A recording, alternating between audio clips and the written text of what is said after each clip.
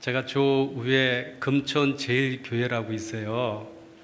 35년 전에 거기에 그 교육전도사로 제가 있었어요. 그래서 거기서 봉사를 하고 또 계속 교회 봉사 계속 이어지잖아요. 주일이면은 시간이 좀 나면은 거기서 금촌역까지 이렇게 산책 갔다가 또 오고 그걸 반복해서 여러 번 했거든요. 그럴 때 신학생인 저희 그 교육전도사를 극진하게 섬겨주신 권사님이 한 분 계세요. 근데 그분이 아직도 여기 사시더라고요. 그래서 연락이 가가지고 오늘 일부 예배 참석을 했어요. 예배 끝나고 저하고 잠깐 뵀는데 그분이 저한테 하시는 얘기가, 목사님, 어쩌면 35년 전하고 지금하고 하나도 안 변했습니까? 그래서 제가 약간 기분이 나빴어요. 제가 35년 전에도 이렇게 늙었단 말입니까? 똑같은가 봐요. 여러분, 이렇게 초등학교 동창들 만나면 30년 전, 40년 전하고 똑같잖아요. 네, 그런 것 같아요. 근데 그 권사님은 많이 변하셨어요. 이렇게 살이 두툼하게 찌신 분인데 싹 살이 이렇게 빠지셨어요. 그래서 저는 이렇게 답례를 했죠. 권사님, 왜 이렇게 늙으셨어요? 그래서 이 지역이 전혀 낯설지를 않아요. 제가 2년 동안 교육전도사로 있던 지역이기 때문에. 그때는 뭐 논밭도 있고 뭐 아파트도 없었어요. 그때는 그 2차원의 세계라고 하면은 지금은 아파트 단지가 아주 숲을 이루었더라고요. 3차원의 세계. 아마 35년 후에 제가 또 여기 오면은 또 어떻게 변해 있을지 궁금해요. 그래서 아까 일부 예배 끝나고 잠깐 담임 목사님하고 이야기를 나누면서, 목사님, 35년 후에 저를 한번 또 불러주세요, 이렇게 얘기했어요.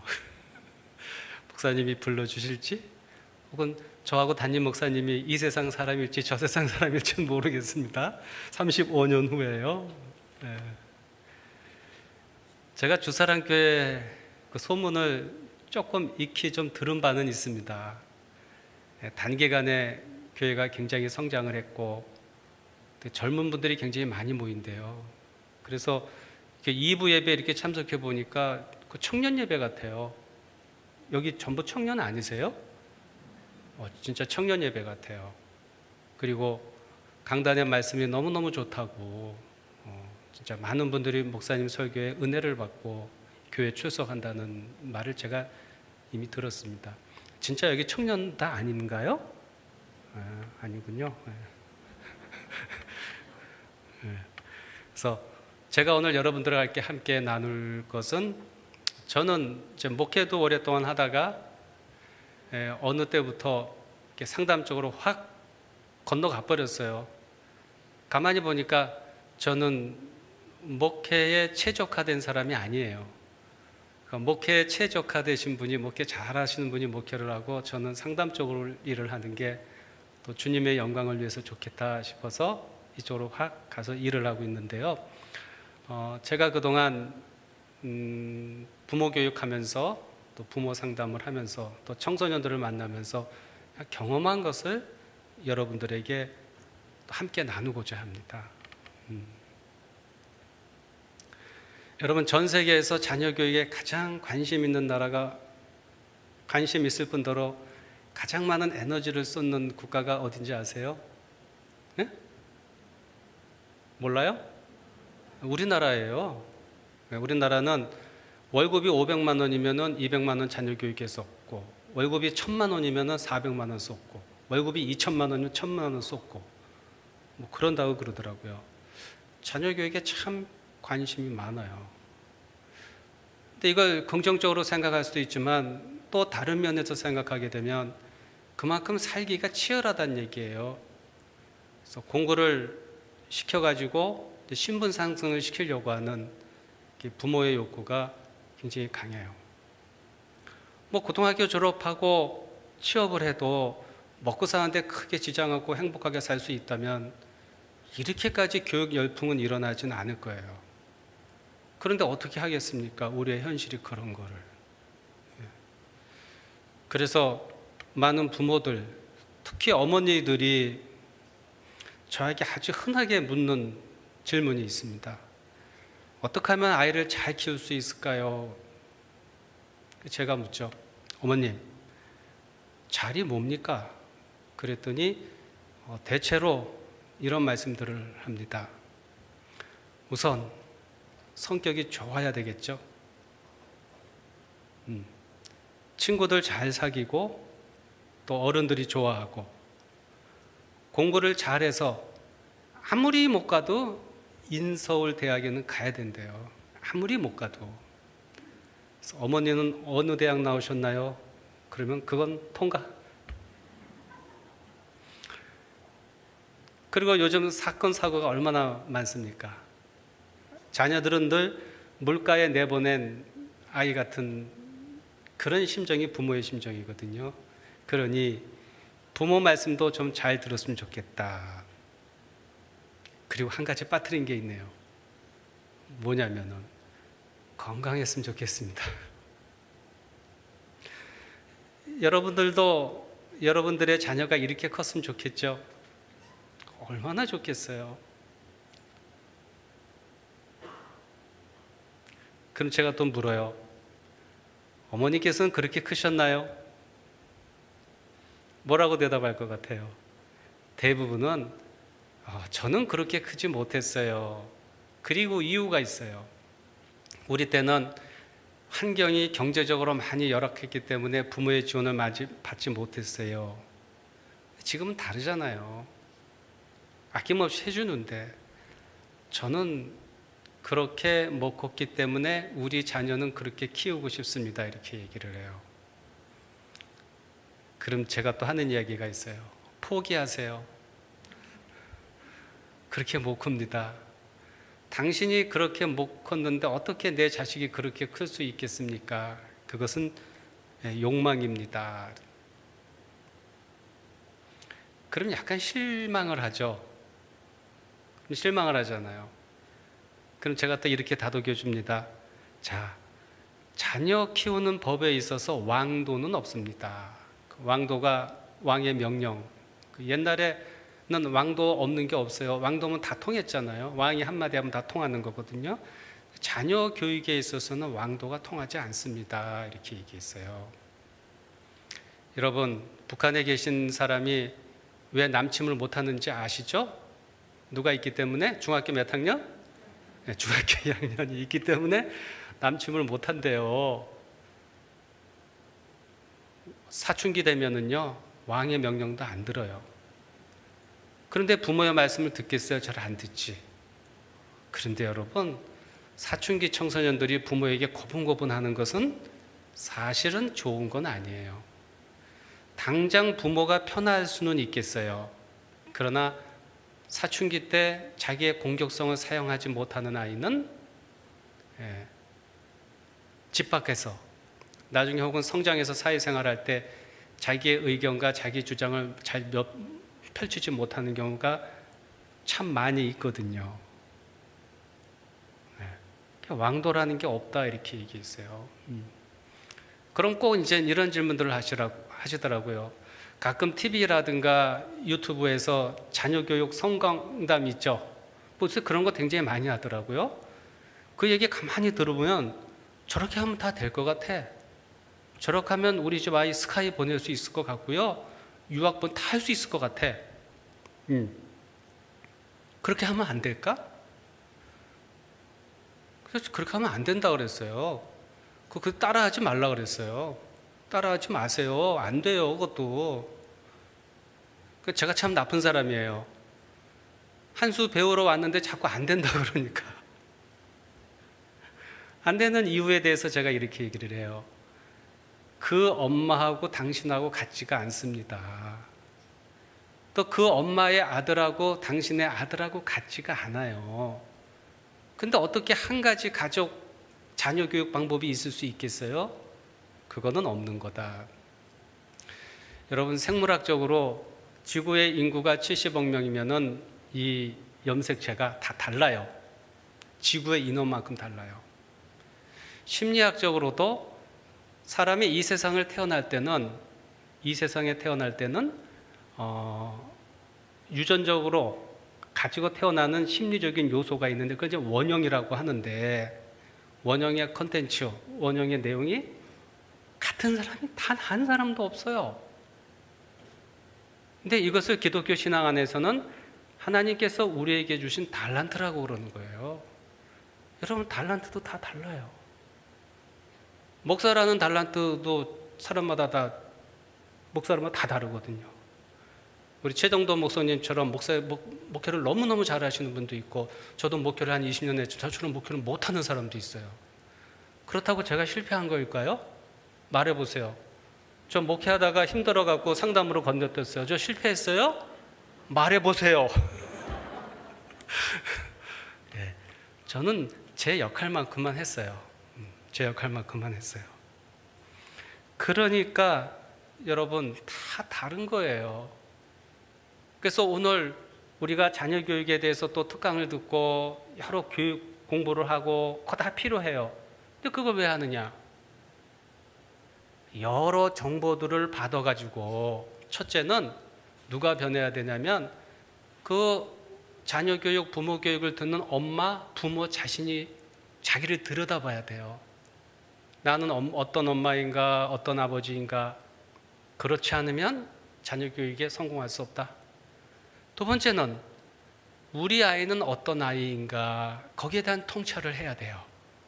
그래서 나에게 가장 적합한 우리 아이에 대한 교육은 어떤 건가, 내가 할 수 있는, 저 사람이 그렇게 해서 성공했다고 나도 그렇게 할 수 있는 건 아니에요.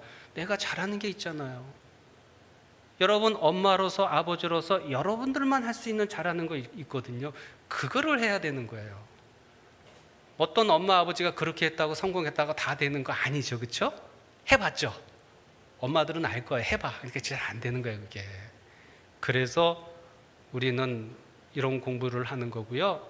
그래서 자녀 교육에 관한 획일적인 방법은 없다. 다 다르다. 어떤 다른 것을 우리 아이에게 맞는 것을 선택할 것인가, 그게 굉장히 중요하다, 이렇게 얘기했습니다. 아마 여러분들이 이런 시각을 가지고 가족에 들어가서 자녀들을 봐도요, 마음이 편안할 거예요. 전에는 안 됐는데, 저러면 안 되는데, 고쳐줘야 되는데, 이렇게 생각했더라면, 그래, 그럴 수 있지. 쟤는 그럴 수 있을 거야. 수용하는 마음이 생기고 사랑하는 마음이 생길 거예요. 오늘 집에 가셔서 한번 실천을 해보세요. 실천을 해서 안 되면 저한테 항변하지 마세요. 할 수 없는 거죠, 뭐. 한번 실천해 보세요. 돼요. 전혀 안 되지는 않아요. 어렵지 않아요. 자, 그리고 이제 제가 이제 우리의 이야기가 좀 진전이 되는데, 제가 자리라고 하는 개념에 대해서 어머니 한번 같이 생각해 봅시다 그러는 거예요. 도대체 자리 뭔가? 자리 뭔가? 여러분, 잘 사는 게 뭔가요? 잘 사는 게 뭐예요? 흔히 그런 말 하잖아요. 저분 자식들은 다 잘 돼서 잘 살아. 근데 그 자리 뭐냐면요, 넓은 아파트 가서 연봉 세게 받고 좋은 차 타고 다니고, 그럼 그게 잘 사는 거라 그러더라고요. 맞나요? 잘을 거기다 갖다 기준을 갖다 대요. 이건 진짜 복음적인 것도 아니거든요. 그냥 그 사람의 삶의 내용일 뿐이에요. 그냥 하나님께서 주신 선물일 뿐이에요. 선물은 선물이지 그게 나는 아니거든요. 그래서 잘에 대해서 한번 생각해 보자. 잘에 대해서 한번 생각해 보자. 도대체 잘이 뭔가?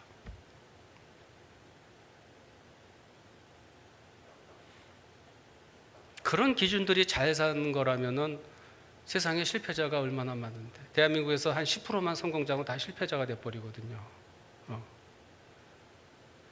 제가 한 10여 년 전에 5살 아이를 이제 혼자 키우고 있는 엄마를 만난 적이 있어요. 근데 이분의 남편은 해외 지사로 가서 한 3, 4년 동안 일을 해야 되는데, 또 엄마가 그 직업을 갖고 있기 때문에 엄마가 혼자 키우고 있거든요. 3년 후에 남편이 귀국을 하면은 내가 진짜 우리 아들을 잘 키웠다, 그거 보여주고 싶었고, 또 시부모님한테도 남편 없이 나 혼자 3년 동안 잘 키웠다는 것을 보여주고 싶었어요. 그래서 아이가 5살인데 굉장히 바빠요. 유치원 가게 되면 뭐 영어 독서모 가야 되고 뭐 해야 되고 뭐 해야 되고 굉장히 바빠요. 저녁 때 되면 아이가 파김치에서 들어와요. 5살 아이가. 참 안쓰러워요. 근데 엄마가 생각할 땐 그게 굉장히 잘 키우는 것처럼 생각하고 있었던 거죠. 그래서 꼭 아침에 일어나면은 엄마가 아이한테 오늘 할 일정표, 시간표를 쫙 짜줘. 저녁 때 단어 10개 암기하는 거 체크. 그러고 가. 아침부터 뭐 아수라장이죠. 애는 일어나기 싫다. 그 저녁에 딱 돌아오잖아요. 엄마가 체크하는 거야. 아이가 그날 5살 아이가 영어 단어 10개 외웠을까요? 안 외웠을까요? 말해보세요.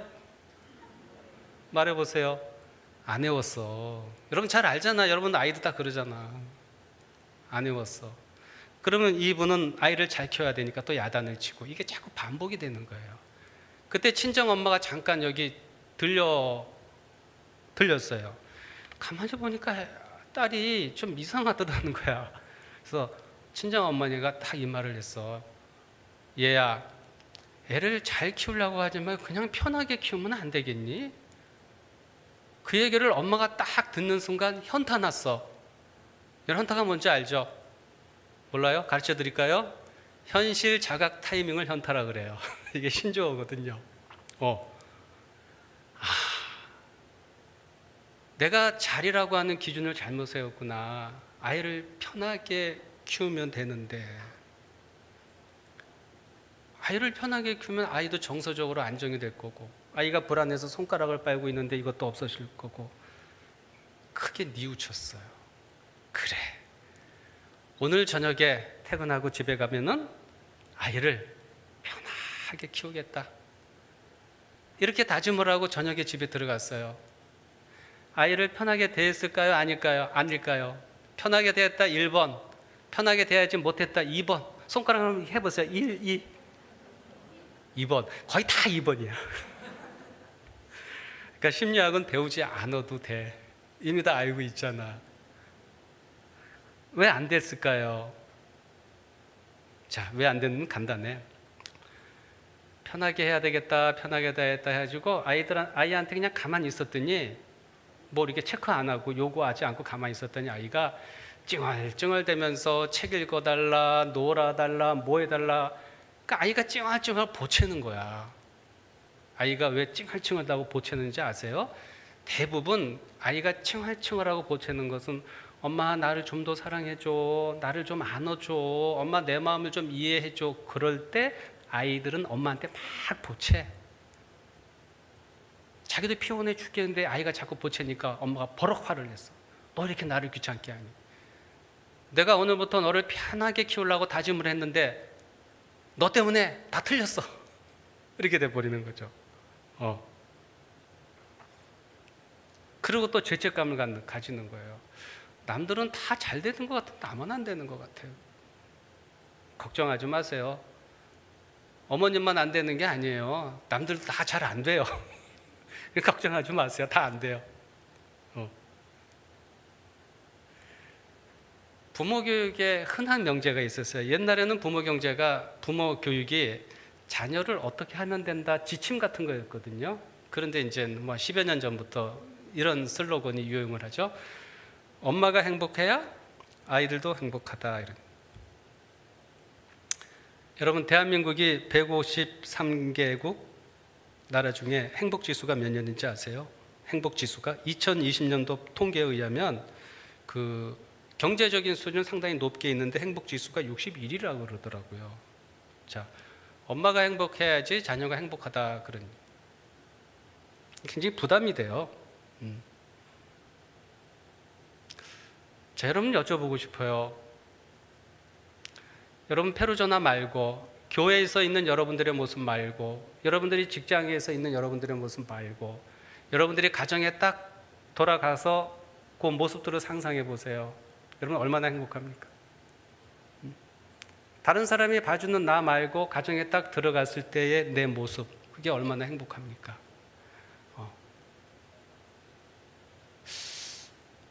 아이들하고 함께 있는 건 전쟁이라고 하는 말이 있어요. 특히 방학하게 되면 너무 힘들어.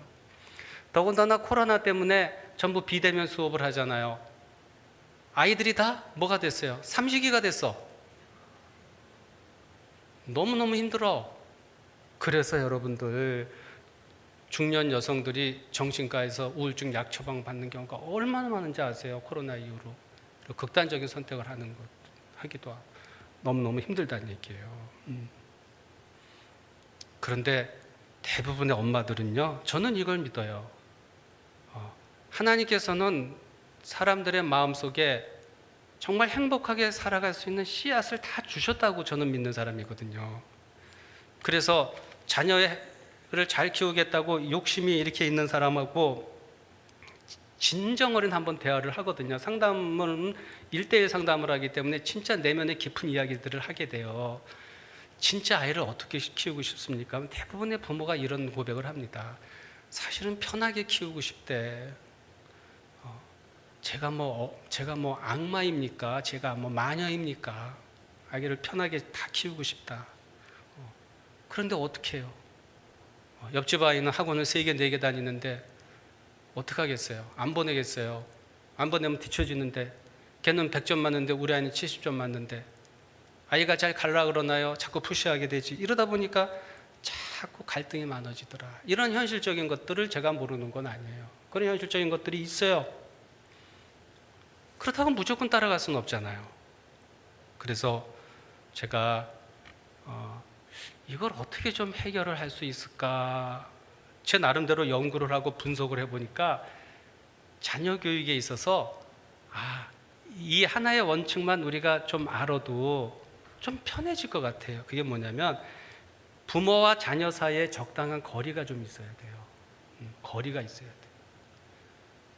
뭐 외국, 특히 미국 같은 경우는 아이가 사춘기만 되면 나간다며요.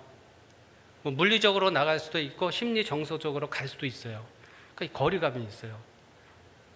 역시 거기도 자녀 교육이 쉽지는 않지만 우리나라처럼 많은 에너지가 투여가 되지 않겠더라고요. 약간 거리가 있어야 돼요. 여러분, 내 자식이 아니라 어디 가서 뭡니까? 남의 자식이라고 생각해 보세요. 어떻겠어요? 내 자식이 아니라 남 자식이라고 생각해 보세요. 어떻겠어요? 내가 단지 위임받아서 키우고 있다고 생각해 보세요. 지금처럼 에너지를 써요? 지금처럼 스트레스 받아요? 안 그럴 거예요. 그냥 편하게 키울 거예요. 그래, 너 하고 싶은 대로 해. 이게 적당한 거리거든요. 근데 사실 이 적당한 거리가 굉장히 성숙한 거예요. 어떻게 해야지 우리가 적당한 거리를 유지할 수 있냐면 자녀에 대한 믿음을 갖고 있어야 돼요. 얘는 얘대로 하나님께서 고유한 달란트를 주셨으니까 얘대로 인생을 살아갈 거다. 부모의 역할은 생각보다 이렇게 크지는 않아요. 성장할 때까지 돈만 대주면 돼요. 그리고 나중에 이제 분리해 나가는 건데, 그렇게 하면 되거든요. 이 거리감이 있으면 상처를 안 받아요. 거리감이 너무 없어. 거리가 상처받는 거예요. 그래서 제가 이 거리를 두는 방법으로 제가 이런 말을 합니다. 거리를 두고요, 그것 좀 띄워놓으세요. 띄워놓고 거리를 이렇게 두잖아요. 요 사이에 주님이 좀 계시게 하라고. 부모 자녀 관계는 너무 이렇게 끼어 있으면 그 사이에 주님이 들어올 수가 없어요. 못 들어와요. 주님이 들어왔다가 너무나 결속관계에 있으니까 튕겨나가죠. 주님이 좀 들어오게 하라. 그러면 또 어떤 분이 이렇게 얘기하더라고요. 자녀 교육에 가난한 주님을 믿을 수가 없어요. 왜 못 믿습니까? 주님은 어린아이를 키워보지 않았잖아요. 맞아요? 구체적인 사랑은 제가 더 잘해요. 맞아요. 구체적인 사랑은 부모가 더 잘하지. 그러나 이 아이의 전체 인생을 설계하고 큰 틀에서 이 아이를 안내하는 것은 이게 주님이 하는 거지 그 부모가 하는 건 아니야. 사실 부모는 작은 부분 해주고 전체적인 부모가 하는 거거든요. 그래서 주님을 좀 모셔드리고, 주님께서 어떤 계획을 가지시고 그 시간표대로 아이를 인도하겠지, 이렇게 내가 마음을 바꿔 먹으면 어떻게 되냐면은 아이에 대해서 좀 편안해져요. 아이가 좀 못된 짓을 해도 제가 인생 경험하는구나. 아이가 시험을 빵점 맞아와도 제가 또 인생 경험을 하는구나. 그래서 그렇지. 뭐 그럴 수도 있지. 그런 여유가 좀 생기거든요. 그럼 부모만 편해지는 것이 아니라 아이들도 같이 편해지는 겁니다. 저는 이렇게 생각합니다. 내가 자녀 교육의 주체가 되려고 하는 사람은 원칙들이 되게 많아요. 이렇게 해야 되고 저렇게 해야 되고 저렇게 해야 되고, 그럼 아이들도 스트레스가 굉장히 많아요. 그렇다고 원칙이 전혀 필요 없다는 얘기는 아닙니다. 그러나 그 사이에 주님을 두고 또 주님의 양육 방법을 믿는 사람은 내 원칙은요, 사실 70% 이상 다 없어도 돼요. 한 30-40%만 갖고 있어도 돼요. 그리고 그래서 그렇구나, 저래서 그렇구나, 그렇게 하면 굉장히 편하거든요. 근데 그게 또 잘 안 된대요. 하다 보면 당장 어떻게 좀 해줘야 될 것 같아. 왜 그런지 아세요? 그게 욕망 때문에 그래요. 욕심 때문에. 저는 굉장히 이런 얘기를 많이 들어봤습니다. 대한민국에는 엄마 거의 70%가 그렇게 생각을 할 거예요. 우리 아이가 공부는 못해도 머리는 좋다. 단지 공부를 안 할 뿐이다. 그러니까 공부 좀 하게 만들어주면 된다. 머리는 좋다, 이렇게 생각하더라고요. 실제 그렇지 않거든요. 중학교 딱 들어가게 되면 그게 나타나요, 두각이. 근데 머리 나쁘고 공부 못했다고 해서 인생 실패한 게 아니에요. 어떻게 하나님이 다 공부 잘하게 만들어주겠습니까? 어떤 사람은 공부 잘하게 만들고 어떤 사람은 또 공부 못해서 자기 길을 또 개척하게 만들기도 하는 거거든요. 그런데 인간이 가지고 있는 이 욕망이라고 하는 것 때문에 우리는 욕망을 가장 가까운 사람에게 투사를 해요. 여러분, 정말 슬픈 일이지만 대한민국 그 이혼율이 OECD 국가에서 랭킹 몇인지 아세요? 몇이에요? 1위예요? 2위인가요? 왔다 갔다 해요. 1위, 2위 왔다 갔다 해요. 이제 아쉽잖아요. 그게 왜 그러냐면요, 자꾸 내 욕망을 배우자에게 투사해서 그러는 거야. 배우자가 내 욕망을 실현해 주기를 바라는 마음이 있기 때문에 성격 차이가 난다는 거예요. 여러분, 미국의 유명한 가트만이라고 하는 심리학자, 부부 심리학자가 있어요. 이분은 본래 수학자 출신이에요. 수천 쌍을 연구했는데 행복한 부부와 이혼하는 부부를 분류를 했어요. 여러분, 자, 행복한 부부는 부부간에 서로 대화로서 타협할 수 있는 게 몇 프로나 될 수 있을 것 같아요? 행복한 부부 같은 경우 1번 30%, 2번 40%, 3번 50%. 1, 2, 3 표시해 보세요. 3번, 네, 1번이에요. 행복한 부부를 조사해 봤더니 이 부부가 대화와 타협으로 서로 해소할 수 있는 게, 해결할 수 있는 게 30%밖에 안 됐어요. 그리고 나머지 70%를 고쳐주려고 하게 되면 이혼을 하더라. 어떻게 해야 돼? 저 사람은 나와 다르지. 그대로 수용을 해주더라. 이런 사람이 행복한 부부가 됐어요. 반면에 이혼하는 부부는 30% 안 될 수가 있고 그것보다도 70%를 고쳐주려고 그래. 그러다가 행복이 다 깨져버리는 거야. 여러분, 바뀌어요? 안 바뀌어요? 거기 남편 바뀌나요? 안 바뀌냐? 안 바뀐다고 설레설레 흔들잖아요. 다 안 바뀌어요. 남자분한테 여쭙겠어요. 아내가 바뀌나요? 안 바뀌어요. 그대로 존중해 주면 되는 거예요. 뭐 도둑질 하러 가자는 거 아니잖아요. 그대로 존중해 주면 된다 그래요. 참고적으로 여러분, 또 며느리하고 시어머니하고 이제 타협으로 해결할 수 있는 건 몇 프로나 될 것 같아요? 제가 자세히 기억은 잘 안 나는데 프로테이지로 따라가지고 뭐 2, 3%밖에 안 된다 그래요. 미국 같은 경우. 근데 우리나라는 좀 집단 문화가 있기 때문에 좀 높을 것 같아. 부부관계도 한 35%, 40%까지 되지 않나? 그러니까 여러분, 며느리하고 시어머니는 그러기 때문에 우리가 마음에, 이 다음에 며느리 보실 분들은 마음의 준비를 단단히 하세요. 그렇게 기대하지 마세요. 네. 그게 현실이고, 그래서 그 뭡니까? 꼭 간격이라고 하는 것을 내가 인정하고 간격이라는 것을 내가 존중해주면 그런 게 좀 돼요. 아, 그래서 그렇구나. 그럴 수 있지. 이렇게 되는 거예요. 이러면 안 돼. 저러면 안 돼. 탁탁탁탁 칼로 두부를 착착착착착. 얼마나 찬바람이 들어가겠어요. 아, 간격을 두는 거예요. 그 안에 누가 계시다고요? 주님이 계셔. 주님은 아기를 키워본 경험이 없지만 여러분보다도 더 잘 인도하니까 걱정 안 하셔도 돼요. 어떤 분은 주님을 걱정하더라고요. 주님을 잘 하실까? 걱정 안 해도 돼요. 근데 주님이 안내하는 방향이요, 항상 양탄자를 깔아놓은 길만 안내하나요? 그렇지 않잖아. 어떤 때는 가시밭길로 안내하기도 해요. 아, 주님께서 그렇구나, 그렇구나. 이게 중요한 거예요. 그래서 여러분, 도대체 부모와 자녀 사이의 간격을 많은 심리학자들과 정신의학자들이 이제 연구를 했는데, 이 간격을 어떻게 우리가 좀 이해를 하고 아이를 돌볼 수 있을까 해서 이 부분 아주 간단하게 좀 얘기할게요. 이건 상당히 복잡한 얘기인데요. 그냥 간단하게 팁으로 한번 제가 얘기를 해볼게요.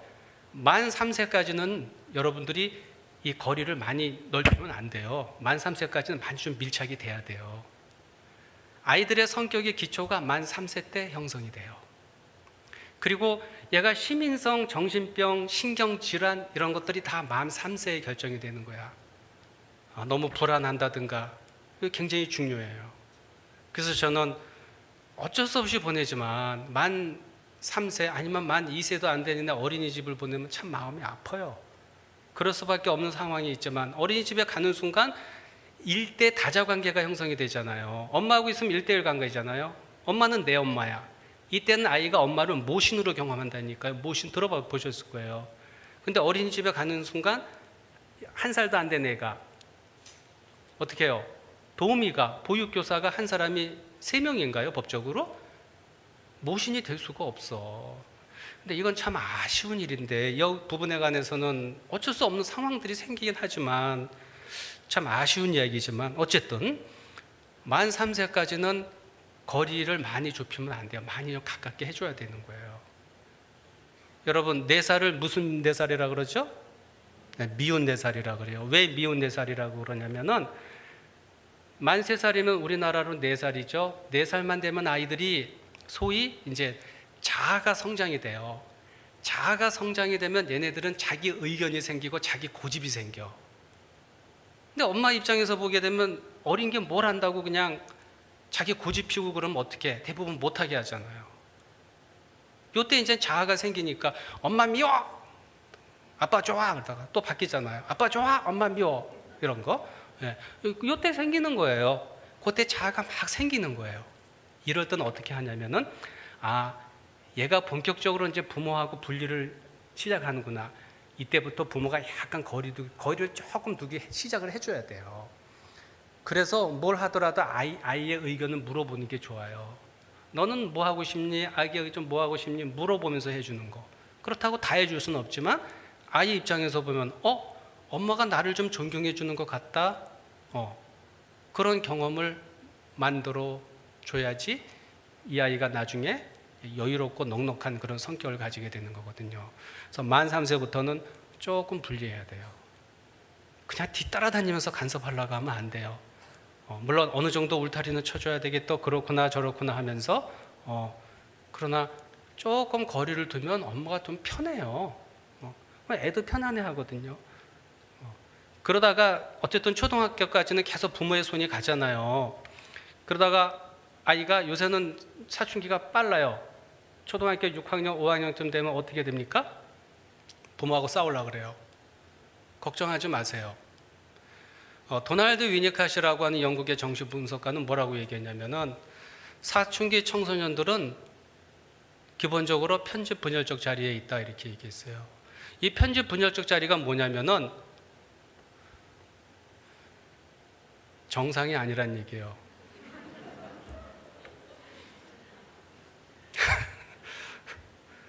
여러분 뇌과학적으로도 사춘기 청소년들은 전두엽이 발달하지 않고 발달하는 과정에 있거든요.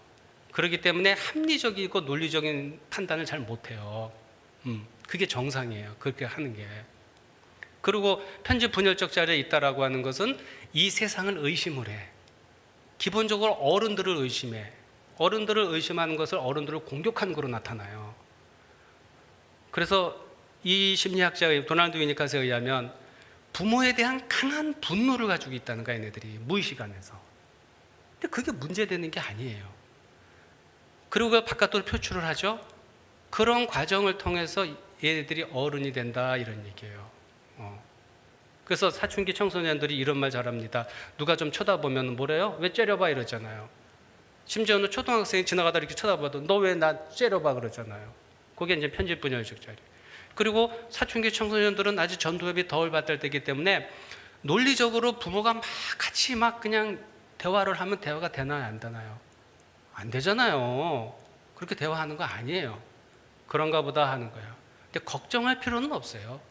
얘네들이 또래 집단에 가게 되면 지극히 정상적으로 집에 오면 엄마 부모를 힘들게 하는 거예요. 근데 그게 정상인 거예요, 그게. 그래서 아이가 사춘기 되게 되면 부모는 아이들하고 많이 이렇게 분리를 좀 해놔야 돼요, 좀. 그러면은 이 분리가 좀 된 이 가족은 좀 편하네요. 그리고 사춘기가 되면 아이들이 부모가 하는 말에 영향을 받는 것이 아니라 부모의 어떤 삶의 모습을 보고 영향을 받거든요. 그래서 저는 시간이 많고 에너지 쓸 데가 없으니까 자꾸 아이한테 막 몰입을 하고 그러잖아요. 그렇죠? 아이가 너무 힘들어 계속 자기 침범하니까. 그래서 아이가 꿈속에 막 가위 눌려. 왜? 꿈속에 귀신이 나타났대, 마귀 할멈이 나타났대. 그 마귀 할멈이 누구라고요? 엄마예요. 진짜예요. 근데 이런 과정을 다 거쳐요. 그게 모성의 힘이기 때문에. 그런 모성으로 사는 거예요, 아이들은. 그러나 청소년 때는 분리를 해줘야 돼요. 분리를 해주고 어떻게 해야 되냐면은 부모가 자기를 위하는 일에 뭔가 시간과 에너지를 좀 투자를 해야 돼요. 그럼 얘네들이 엄마가 혹은 아버지가 바뀌었네? 전에는 이 시간에 나한테 잔소리하는 시간인데 엄마가 책상에 앉아서 공부를 하네? 엄마가 뭐 배우러 다니네? 엄마의 삶의 모습이 달렸네? 엄마가 교회 열심히 다니시고 또 집에서도 성경 공부를 열심히 하시고 엄마가 뭐가 달라졌네? 그리고 일정한 거리를 해주는 이게 가장 좋은 방법이에요, 사실은. 제가 이 얘기를 하면서 꼭 머릿속에 떠오르는 게 있어요. 어느 엄마가 자녀에 대한 교육 의지가 대단한 엄마가 있었거든요. 이분은 어떤 엄마였냐면은 시험 때마다 아이가 밤늦게까지 공부하잖아요. 식탁에 앉아서 책을 펴놓고 같이 공부를 해요. 그 아이가 잘 때 같이 자요. 여러분 그렇게 해봤어요? 해봤대요. 거의 대부분 그렇게 안 해봤을 거예요. 펴보는 척 하다가 그냥 들어가 주무셨겠죠. 진짜 아주 대단해. 그래서 아이들이 다 자기가 원하는 대학에 갔어요. 그런데 그럼 아이 입장에서는 어때? 굉장히 부담이 되잖아. 아이가 힘이 있는 아이 같은 경우는 엄마한테 뭐라고 하겠지. 엄마 지금 뭐 하는 거냐고 하면서. 근데 아이가 힘이 없는 경우는 굉장히 부담이 돼. 원하는 대학 좋은 데는 갔지만 아주 안 좋은 일들이 생겼어요, 아이들한테. 아이들이 심리치료를 받고 정신과 약을 받아야 할 정도로 커가면서. 물론 이건 이제 예외겠지만요. 적당한 거리를 두면서 두는 척 하는가 진짜 거리를 두는가, 이거는 아이들은 너무너무 잘한다, 이런 얘기예요. 저도요 이렇게 돌아서서 지금 아이들이 많이 컸지만 내 아이의 양육 방법을 보면은 가장 후회되는 건 이거야. 좀 더 믿고 기다려 줄 걸, 좀 더 가만히 있으면 될 걸, 내가 너무 많이 들어간 게 아닌가. 그게 가장 개인적으로는 후회가 되는데, 저뿐만 아니라 제가 개인 상담에서 만난 많은 부모들이 공통적으로 그렇더라고요.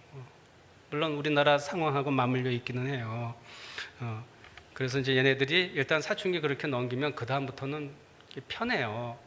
그러면 부모하고 아이하고 관계가 재정립이 돼요. 이때는 성숙한 관계로, 기브 앤 테이크 관계로 재정립이 되거든요. 그래서 여러분 뭐 이렇게 간단한 원리만 제가 설명을 이제 해드리고요. 자, 오늘 성경 말씀 보면 어떻게 되어 있냐면은 5달란트, 2달란트, 1달란트를 줬다고 이렇게 나와 있죠. 그렇죠? 근데 여러분, 이게 달란트가 양이 아니라는 건 다 알고 있죠. 은사의 다양성을 얘기하는 거잖아요. 은사의 다양성을 얘기하는 거잖아요. 그렇죠? 5달란트, 2달란트는 그거 갖고 열심히 장사했다. 성경은 그렇게 표현하고 있고, 1달란트 받은 사람은 두려워서 땅에 묻었다. 그렇게 표현을 하고 있어요. 5달란트, 2달란트 받은 사람은 자기에게 받은 은사를 열심히 활용을 한 거고, 1달란트 받은 사람은 그것을 비교를 하지 않았을까 생각해요. 저는 비교를 하니까 왠지 열등의식이 생겨. 내가 이거 갖고 잘할 수 있을까? 불안하고 두려운 마음이 생겨. 그래서 땅속에 묻지 않았을까? 이런 생각을 하게 되더라고요. 저는 사람들이 자기 달란트를 개발하는데 가장 방해되는 요소가 뭐냐면 비교예요. 비교하는 순간 여러분 행복은 꺼져요. 비교하는 순간 행복은 꺼진다 이런 얘기. 비교를 왜 합니까? 다 다른데. 그냥 자기가 잘하는 거 하면 되잖아요. 제가 1년에 한 권씩 책을 써요. 사람들은 박성만인 사람 도대체 어떻게 1년에 한 권씩 책을 쓰냐고. 나는 새벽 3시에도 2시에도 일어나 책을 쓴다. 글을 쓴다. 진짜예요. 저는 글 쓸 때 가장 행복하기 때문에 그렇게 글을 써요. 그리고 제가 이제 리딩을 하는 이런 영적인 모임이 주로 제 제자들로 이루어진 그런 모임이 있는데, 가끔 제가 글을 써서 거기다 이렇게 올려줘요. 그랬더니 그 중에 한 학생이 저한테 뭐라 그러냐면은, 교수님 글을 보면 막 기분이 나쁘대. 왜 기분이 나쁘냐? 글을 너무 잘 쓴대. 아니, 네 선생이 글 잘 쓰는 것도 기분 나쁘냐? 그랬더니 기분 나쁘대. 왜? 자기는 못 쓴대. 글을 잘. 근데 이분은 글 쓰는 것만 잘 못 쓰지 그 밖에 다른 너무 많은 것을 갖고 있어.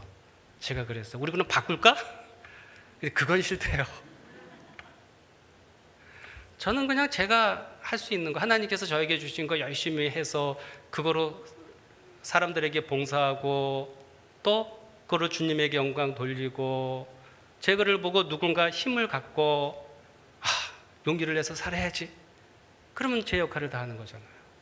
그분은 또 그분이 하나님께서 주신 여러 가지 있으니까 그것을 가지고 좀 선한 일에 쓰기도 하고 사람들에게 용기와 희망을 주면 되잖아요. 비교를 하는 순간 깨져버린다는. 각자에게 받은 달란트가 무엇인지 세월이 흐르면 저는 우리 아이는 자기가 받은 달란트가 모른다. 모르지 않아요. 다 엄마의 기우예요. 세월이 흐르면 하나님의 계획표 안에서 누구나 다 자기 달란트 자기의 길을 가요. 여러분도 이미 그 길을 다 가고 있어요. 한번 잘 보세요. 하나님께서 여러분들에게 주신 그거 가지고 지금 살아가고 있는 겁니다. 그래서 부모는 자기 달란트를 잘 들여다보고 그걸 구현하면 되는 거고요. 자식도 마찬가지예요. 자기네들이 받은 달란트 잘 구현하면 된다 이런 얘기죠. 그래서 자녀 교육은 왕도가 없다. 우리 아이가 어떤 것을 받았을까? 또 나는 어떤 것을 받았을까? 자녀는 자녀의 길을 갈 것이고 나는 나의 길을 갈 것이고, 그냥 버리세요. 남으로 생각하세요. 가장 행복하고 편해요. 너무 이렇게 연합이 되니까 이게 힘들어. 너무 연합이 된다는 얘기는 뭐예요? 하나의 달란트만, 하나의 은사만 인정하겠다는 얘기거든요. 그래서 우리가 한번 생각해 보시고요. 좀 가급적이면은 이 개별의 달란트를 인정해주고, 그래서 그렇구나. 너라면 그럴 수도 있구나. 그리고 네가 이렇게 약간 잘못된 선택과 결정을 한 것도 그게 큰 잘못은 아니고, 너가 인생을 살아가면서 인생 공부를 하는구나. 그러니까 우리식으로 얘기하게 되면 그냥 연단의 과정을 거치고 있는 거구나. 뭐 광야길을 걷고 있는 거구나. 뭐 시험을 통과하고 있구나. 그게 너그러운 마음으로 이렇게 봐주면 어떨까. 그런 생각을 좀 하게 됩니다. 질문 있으면 예배 끝나고 받도록 하겠습니다. 기도하겠습니다.